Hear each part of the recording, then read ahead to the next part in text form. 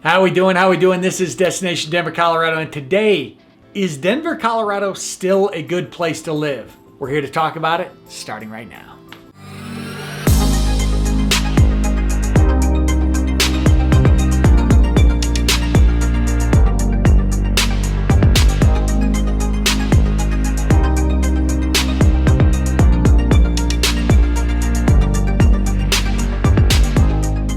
All right, this is Destination Denver, Colorado. I am your host, Jimmy Evertson. Listen, if you're interested in learning all the ins and outs, pros and cons to moving to or around Denver, Colorado, then this is the channel for you. So that subscribe button and notification icon popping up on your screen, make sure you click on that as I'm dropping new videos for you each and every week. And listen, as much as I love trying to get a little creative here on camera, I'm also a licensed mortgage lender covering the entire state of Colorado and team with some of Denver's most talented realtors. So the number and email popping up on your screen, know that I am always the person answering your phone calls, answering your texts, answering your emails, there when and if you need me. Now that we have that fun-filled stuff out of the way, let's get to what we're here for, and that is Denver still at the end of the day a good place to live? All right, so more and more, the phone calls that I'm getting from these videos and from different sources is this question: is Denver still a good place to move to? Have I missed my window? Is it too late to get out there? Is Denver worth the hype? And so I wanted to address some of those things. Now, obviously, living here, working here, being from here, there is some bias, but we'll try to touch on this, as transparent as I can. As recently as 2020, Denver was rated the #2 city in all of America by US News, for what it's worth, as a desirable place to live. And that was based on the fact that you've got great weather, you've got the mountains, job opportunities, you've got all of these things. Now, Denver itself slipped a little bit in more recent polls in 2021 and 2022, but still in the higher tier as far as the nation as a whole. Now, what you've seen over the last several years, and this isn't all encompassing, but a lot of our movement in has been from high cost areas like San Francisco, Washington, DC, Seattle, even though Seattle has some comparisons to us. So you've got people who are, a lot of them are seeking affordability by moving to Denver. Now, at the same time, that has impacted the affordability of Denver. Denver might be cheap by San Francisco standards, but then Denver becomes expensive for the people that live in Denver. So what you've seen is this fluctuation where you've had people moving in from high cost areas to a large extent, and you've had people moving out where the affordability has become challenging, and then they are moving to areas that are a little more affordable than what Denver has become. And Denver continues to be this very desirable place for people to live. The impact on that, again, we talk about that cost. You've seen housing go up. As of the end of last year, the average house in Denver sold for $642,000. That was almost double. $365,000 was the national average. Again, that $642,000 was high by Denver standards, but for these folks coming out from San Francisco and Seattle, they were like, wow, that's pennies on the dollar. Washington, DC, I'll buy that in a heartbeat. So we still get that fluctuation. There's still that desirability, but affordability has become challenging. The second reason Denver is still a great place to live is some of the cool neighborhoods that it has. So Denver has these great neighborhoods to live in, like Sloan's Lake, an area that I lived in for 10 years, just west of Denver. The lake itself is about 2 miles around. Great community, different places to check out. Just north of Sloan's Lake is the Highlands, which is probably, I haven't lived there, but probably my favorite community. Broken into the Highlands and West Highlands, just on the other side of Sheridan. The Highlands is, to me, one of the most walkable areas you'll ever see. And it's got several different blocks of this walkability, where you've got your restaurants, shops, bars, breweries, all the things you need. Within those communities are some of the most desired homes to live in, whether people are buying them or renting them. The Highlands is definitely one of the places that they want to check out. But Denver also has these cool neighborhoods like Cap Hill and Uptown, downtown, right next to the Capitol, obviously. But these neighborhoods where they used to be these old Victorian, these old mansions that were built during the Silver Rush, not the Gold Rush, but during the Silver Rush of Colorado. And then these huge homes were chopped into apartments. So you'll drive through them thinking that you see a lot of detached homes when in reality it's 3 to 4 different apartments. In Cap Cap Hill really reminds me of some of the areas that I lived in on the East Coast where you saw an abundance of that. And downtown in Cap Hill and uptown, you have these great parks to go near, which leads us to a couple other neighborhoods that I love, Platt Park and Wash Park, that run into each other. Platt Park, which has Pearl Street, one of the greatest walking areas. And I keep saying, you know, the walkability I think is just a fun factor of neighborhoods, but Platt Park has Pearl Street, where you walk down to your restaurants and your coffee shops.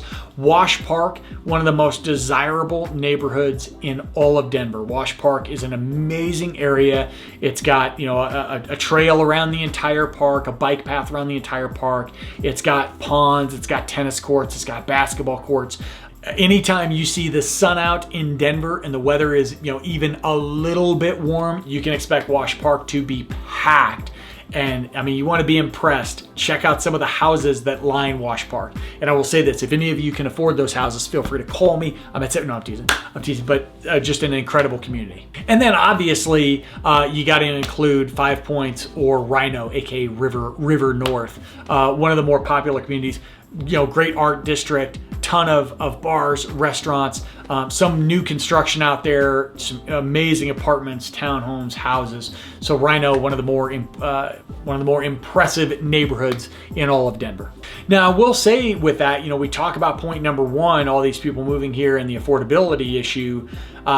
So if we're going to talk about these cool neighborhoods, we also have to talk about the fact that Denver is dealing with a homeless situation, and they really haven't come up with a solution for it yet.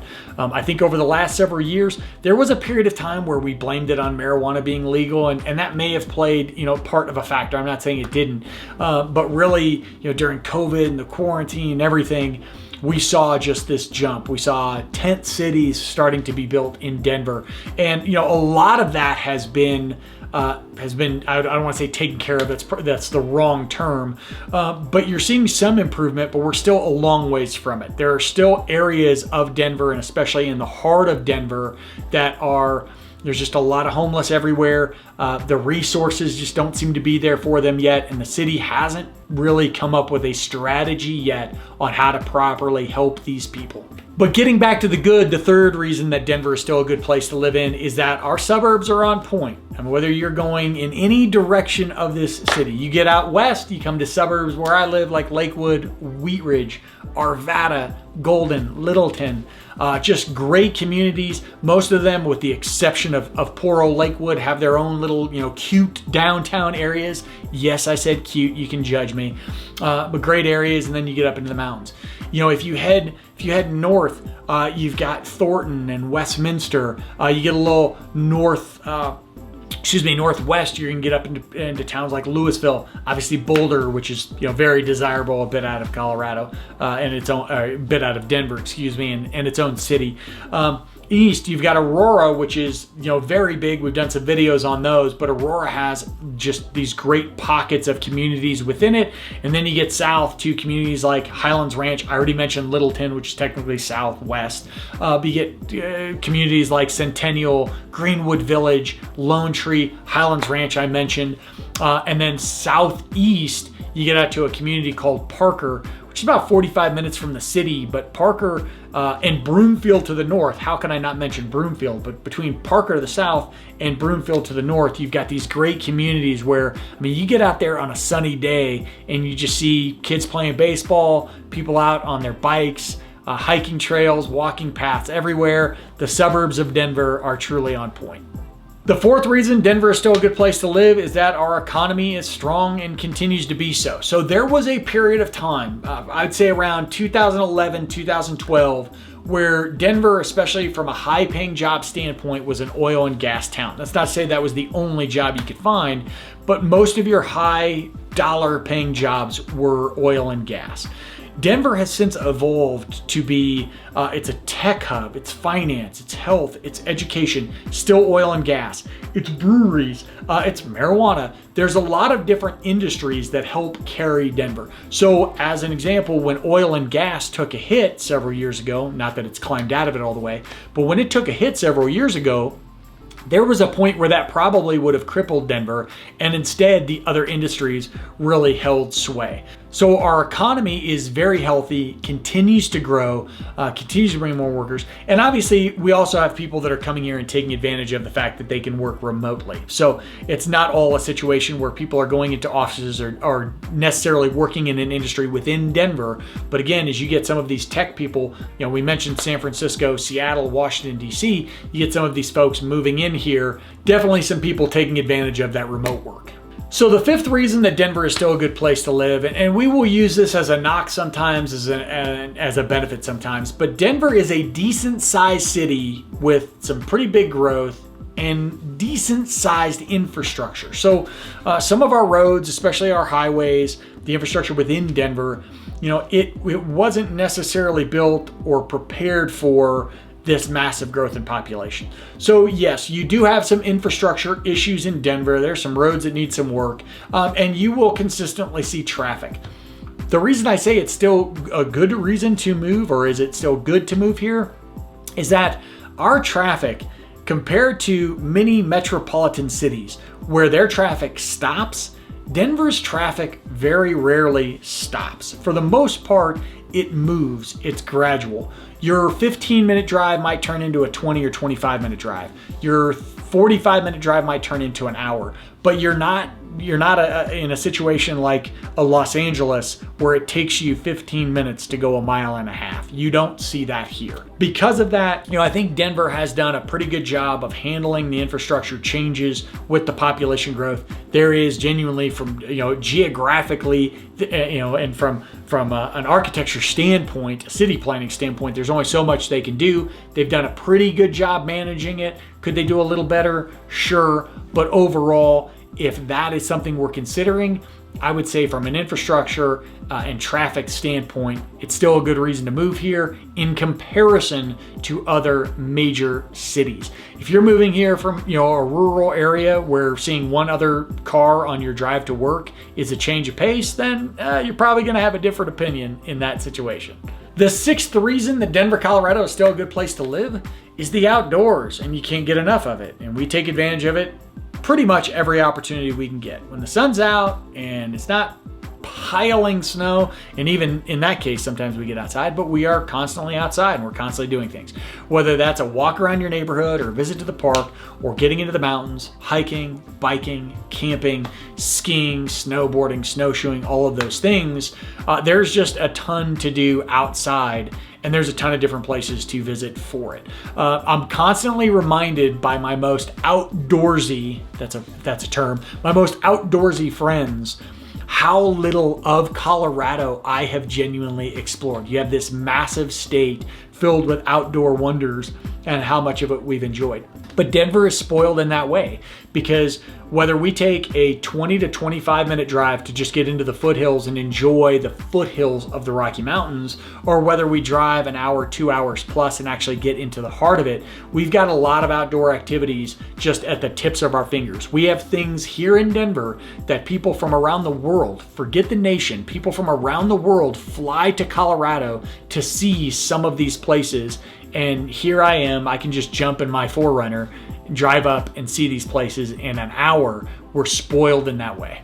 And the number 7 reason why it's still a good place to move, that being Denver, Colorado, is that we actually get the seasons. And I know that there's places that claim that they get the seasons, but I think Denver really does.